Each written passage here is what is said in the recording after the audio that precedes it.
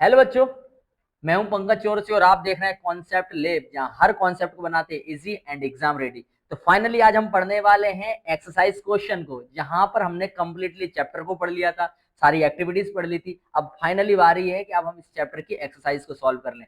यदि जिस बच्चे ने पूरी मेरी सीरीज को कंप्लीटली देखा है, जहां पे मैंने सारे कॉन्सेप्ट को बिल्कुल आसान और इजी लैंग्वेज में एक्सप्लेन करा है, यदि आपने वो सारी चीजों को पढ़ रखा है, तो एक्सरसाइज फिर चुटकियों का कमाल होने वाला है आप लोगों के लिए। क्योंकि यहाँ पर जितनी भी सारी चीजें हैं, यदि आपने वो कॉन्सेप्ट पढ़ रखे हैं, तो ये सारी चीजें आपको बिल्कुल आसान तरीके से समझ में आने वाले हैं।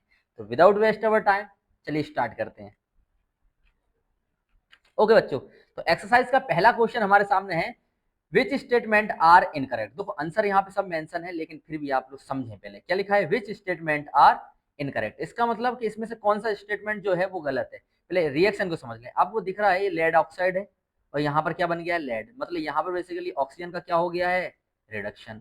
कार्बन था, और कार्बन से बाद में क्या जुड़ गया है, ऑक्सीजन। मतलब बेसिकली यहाँ पर हो गया है क्या, ऑक्सीडेशन, और यहाँ पे फाइनली हो गया है रिडक्शन। और जिस रिएक्शन में रिडक्शन और ऑक्सीडेशन दोनों होता है, ऐसी रिएक्शन को हम बोलते हैं रिडॉक्स रिएक्शन। ठीक है।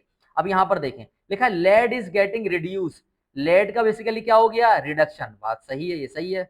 लेकिन लिखा है कार्बन डाइऑक्साइड गेटिंग ऑक्सीडाइज। इस मतलब समझो, तो यहाँ पे आंसर वैसे ही मेंशन है, इसका मतलब समझ ले। तो कोई ऑक्सीडाइज का सिंपल सा मतलब है ऑक्सीजन का ऐड होना। लेकिन कार्बन डाइऑक्साइड में ऑक्सीजन का ऐड होना मतलब फिर तो वो CO3 का फॉर्मेशन होना कहलाएगा। लेकिन ये चीज बता रहा है कि कार्बन डाइऑक्साइड गेटिंग ऑक्साइड्स, मतलब CO2 के अंदर ऑक्सीजन का ऐड होना, जो कि क्या है, रॉन्ग स्टेटमेंट है। इस वजह से हम कह सकते हैं कि ये चीज क्या है, यहाँ पर गलत है। क्योंकि यहाँ पर कार्बन डाइऑक्साइड का ऑक्सीडेशन नहीं हो रहा है, यहाँ पर बेसिकली कार्बन का ऑक्सीडेशन हो रहा है। समझ में आ रहा है? इस वजह से ये वाला स्टेटमेंट क्या हो जाता है, रॉन्ग। ठीक है।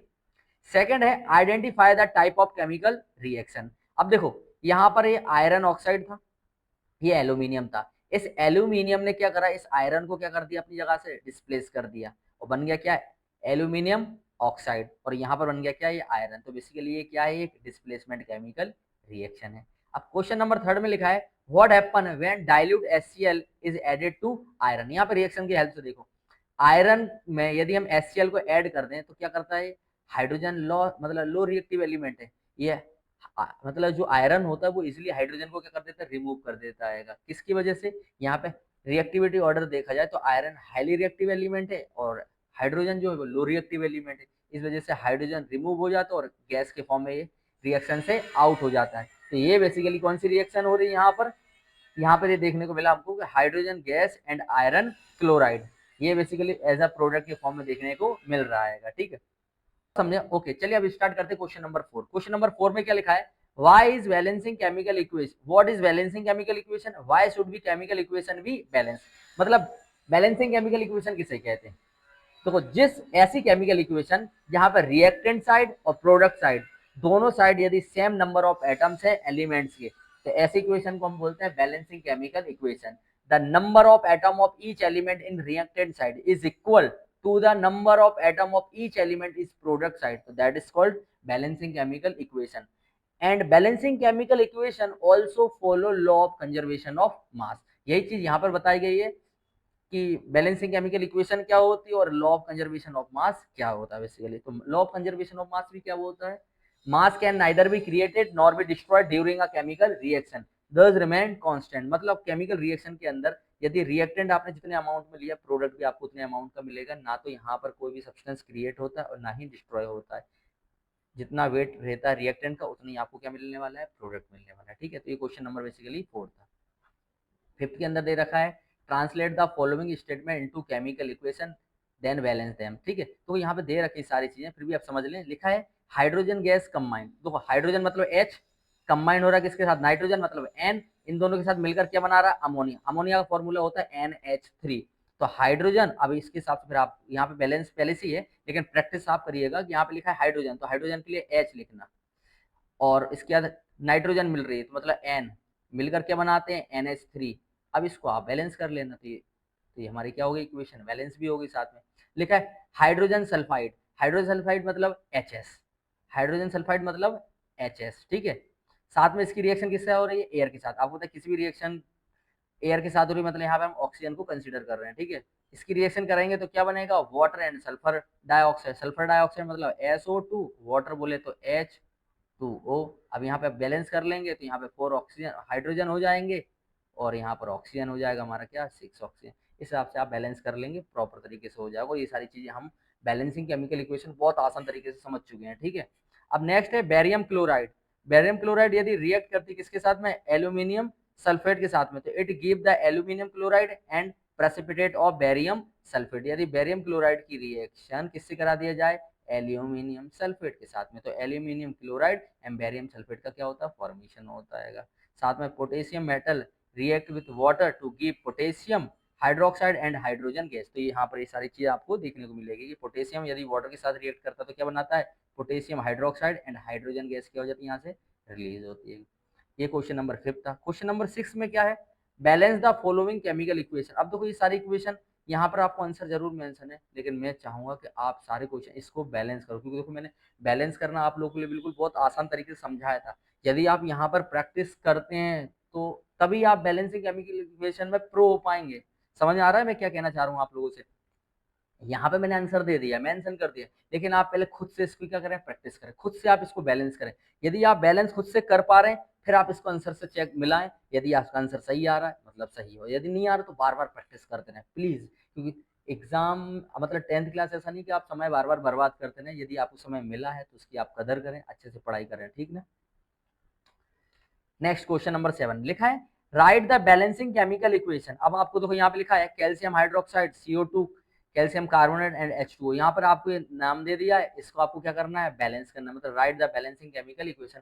आपको बैलेंसिंग केमिकल इक्वेशन करना है, यहाँ पे वर्ड के फॉर्म में दे रखा, आपको इसको इक्वेशन के फॉर्म में क्या करना है, कन्वर्ट करना है। देखो यहाँ पे पूरे आंसर मेंशन है, सिर्फ आपको करना है क्या है, वही प्रैक्टिस करना बार बार। आप यहाँ पर जो लिखा है कैल्शियम हाइड्रोक्साइड का सिंपल सा मतलब है CaOH2, ठीक है ना। कार्बन डाइऑक्साइड CO2, आपको फॉर्मूले याद रखना है, कैल्शियम कार्बोनेट CaCO3, ठीक है। इस प्रकार से आपको नाम याद रखना है, वाटर। ये सारी चीजें आपको दे रखी, सिर्फ आपको बार बार इसकी क्या करते रहना है, प्रैक्टिस करना बच्चों। यदि आप बार बार प्रैक्टिस करेंगे तभी आपके अंदर परफेक्शन आएगी। समझ में आ रहा है। ये सारी चीज बहुत आसान है, आप खुद से भी कर सकते हैं ना, ये एज अ होमवर्क है आपका, खुद से करिएगा। Balance the following and identify type of reaction. तो क्या लिखा है, potassium bromide plus barium iodide. अब देखो यहाँ पर भी आपको बैलेंस करना है, पोटेशियम ब्रोमाइड है KBr और लिखा है बेरियम आयोडाइड मतलब Ba आयोडाइड मतलब Ba आयोडीन। इसके बाद आपने रिएक्शन करी तो यहाँ पे क्या बना, potassium iodide and barium bromide. ये भी सारी चीजें कर सकते हैं। अब देखो यहाँ पे लिखा है साथ में क्या लिखा है, balance the following and identify. देखो डबल डिस्प्लेसमेंट क्यों हो रहा है, देखो यहाँ पर के आई के साथ जुड़ गया और Va मतलब बैरियम जो है हमारा ब्रोमाइड के साथ जुड़ गया, तो यहाँ पर बेसिकली क्या म्यूचुअली एक्सचेंज देखने को मिल रहा है, इस वजह से ये क्या डबल डिस्प्लेसमेंट केमिकल रिएक्शन। यहाँ पर देखो जिंक कार्बोनेट है, जिसने जिंक ऑक्साइड अलग हो गया, कार्बन डाइऑक्साइड अलग हो गया, बेसिकली मतलब यहाँ पर क्या देखने को मिल रहा है, आपको डीकम्पोजिशन देखने को मिल रहा है। अब हाइड्रोजन और क्लोरीन मिलकर क्या बना रहा है, HCl, मतलब यहाँ पर क्या हो रहा है, कॉम्बिनेशन हो रहा है। MgHCl मिलकर MgCl2 plus hydrogen gas remove हो रही, मतलब ये भी क्या है, डिस्प्लेसमेंट केमिकल रिएक्शन। बहुत आसान है, सारी चीजें मैं आपको सब कुछ पढ़ा चुका हूँ सिलेबस के अंदर, समझ में आ रहा है। अगर आप यदि मेरी 1 बाय 1 वीडियो सारी देखते हुए आ रहे हो ना, तो आपको ये सारी चीजें आपको मामूली सी लगेंगी, आप देख के समझ जाएंगे इसका आंसर है क्या। समझ में आ रहा है। चलिए क्वेश्चन नंबर 9 में क्या लिखा है, what does mean by the exothermic and endothermic chemical reaction. देखो पहले ही समझा चुका हूँ पार्ट 2 के अंदर। एक्सोथर्मिक रिएक्शन क्या होती है, सिंपल वे में जिस ऐसी केमिकल रिएक्शन जिसके अंदर से हीट रिलीज निकले, एनर्जी बाहर निकले, ऐसी रिएक्शन को एक्सोथर्मिक बोलते हैं। और जिस रिएक्शन को कराने के लिए हमको एनर्जी देनी पड़ती है उसको हम बोलते हैं एंडोथर्मिक। हमारे बॉडी के अंदर बेसिकली क्या होता है, एनर्जी बाहर निकलती है in the form of ATP respiration के अंदर। ये वीडियो भी आ चुकी है, देखिएगा आप लाइव प्रोसेस के अंदर, मतलब जहां पर हमने किसको समझा, रेस्पिरेशन के बारे में समझा। तो रेस्पिरेशन बेसिकली क्या है, एक्सोथर्मिक केमिकल रिएक्शन। और सनलाइट मतलब सनलाइट के प्रेजेंस में जब फोटोसिंथेसिस होती है तो वो बेसिकली क्या होती है, एंडोथर्मिक केमिकल रिएक्शन। अब लिखा है why is respiration consider exothermic reaction. लो वही बात होगी, रेस्पिरेशन को हम एक्सोथर्मिक केमिकल रिएक्शन क्यों बोल रहे हैं। रेस्पिरेशन क्या होता है, जब ग्लूकोज के साथ में ऑक्सीजन रिएक्ट करता है तो क्या बनाता है, कार्बन डाइऑक्साइड वाटर साथ में हीट प्रोड्यूस, मतलब यहाँ पे एनर्जी प्रोड्यूस होती है in the form of ATP।